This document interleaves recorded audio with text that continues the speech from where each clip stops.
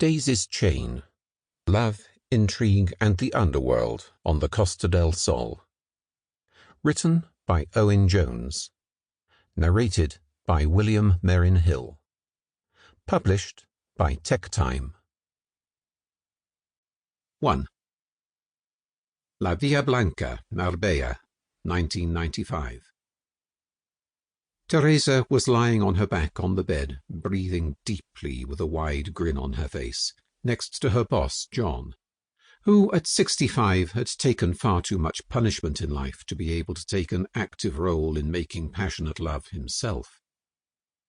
He liked her to swear as she pleasured them both, but it did not come naturally to her, so she usually forgot to in the heat of the moment.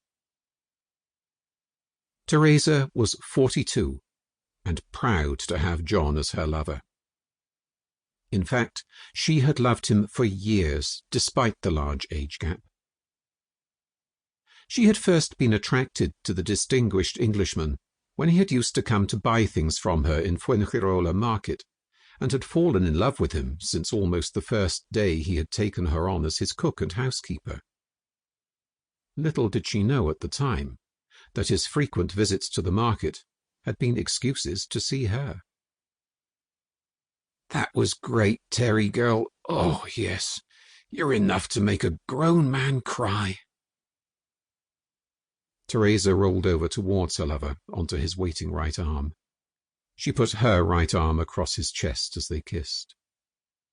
"You are the best," he said to her. "It is easy for me to make you happy, Johnny, because I love you. You are my hero and my savior," she replied, as she frequently did. An explosion sounded as a muffled crump from outside. The phone rang as John was reaching out for it. It was the person he'd been about to call, just as he knew that it would be. "What was that, Tony?" he asked, without a trace of anxiety in his voice. "I'm not sure yet, boss, but we haven't been hit." He was interrupted by a second explosion similar to the first, and then a third of a different kind. "It's coming from down the road some way off. I think it's the S.R.L.'s place, judging by the plumes of smoke. I'm going outside now to get a better look." Tony was a big man, the shape of a door with a bald head on it. He was John's chief of security and had been with him for 10 years. John could hear him running over the phone, but not breathing heavily at all, and then stop. "I'm about 200 yards from their front gate now. It looks like the house has been hit, and the front gate, and there are bits of motorcycle everywhere. 2 men are down, on fire. Oh, I think they've just been offed with a single baseball bat strike to the back of their necks. Looks like a drive-by with RPGs to me.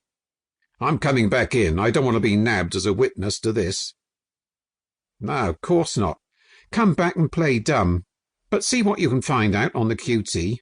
Apprise me later." He rang off. 5 minutes later, John had fallen asleep, as he frequently did, and Teresa quietly got up, dressed, and went back to work. It was time to arrange her employer's dinner. During the meal, Tony gave John his verbal report of the bombing. "This is not official, boss, but I got it from one of O'Leary's lads, so I reckon that it's as near the truth as we're ever going to get. It was a drive-by, and they did use rocket-propelled grenades. Apparently they fired the first one as they passed by. It went through the railings of the gate and hit the house. The gatekeeper, who was probably counting his lucky stars that he wasn't blown up, got a few shots off. The riders then came back past the gate and fired again, but the tail fire from the RPG must have ignited fuel leaking from a bullet hole in the petrol tank, and it blew up. The second grenade did strike the gate, as the first one was probably meant to, and blew it in. When the bike exploded and the riders came back to earth on fire, O'Leary's men broke their necks with baseball bats so there'd be no loose ends." "Who was responsible, do they reckon, Tony?" "He said they don't know, but Sample complete. Ready to continue?